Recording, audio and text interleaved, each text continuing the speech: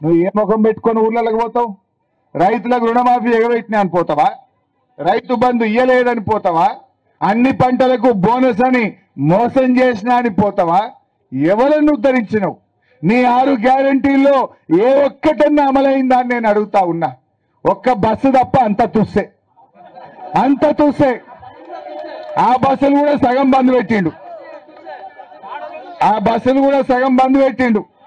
ఇది వరకు 4 ట్రిప్పులు వస్తే ఇప్పుడు 2 ట్రిప్పులు వస్తుంది, 2 ట్రిప్పులు వస్తుంది. అవి ఆడోళ్ళు నిలబట్టి ఆపకుండా దూరం పోయి ఆపుతున్నట, వాడు దూరం పోయి ఆపుతున్నట. ఆయనతో బస్సు ఆగకుండా అయిపోయింది. బట్ ఏది ఏమైనా 2 లక్షల పైన ఉన్న వాళ్ళు ఇప్పుడు ఎంత? ఈ ప్రభుత్వంలో ఒక స్థుతి లేదు.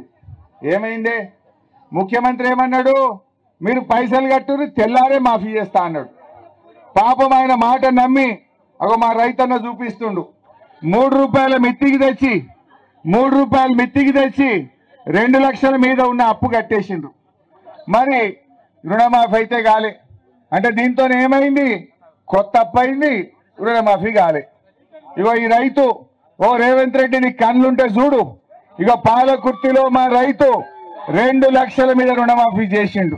నువ్వే చెప్పినావు కదా, 2 లక్షల మీద ఉంటే కట్టండి, తెల్లారి వరకు మాఫీ చేస్తా అన్నావు కదా. మా వాళ్ళు కట్టి నెల అయింది, ఇంకెప్పుడు చేస్తావు? చెయ్యి. నీకు చెవులుంటే, నీ కళ్ళుంటే ఇగో మా పాలకుర్తికే నిన్ను అడుగుతా ఉన్నా, 2 లక్షల మీద ఉన్న డబ్బు కట్టిన మా రైతులకు వెంటనే రుణమాఫీ చేయాలని చెప్పి రేవంత్ రెడ్డి గారిని నేను ఈ సందర్భంగా డిమాండ్ చేస్తా ఉన్నా.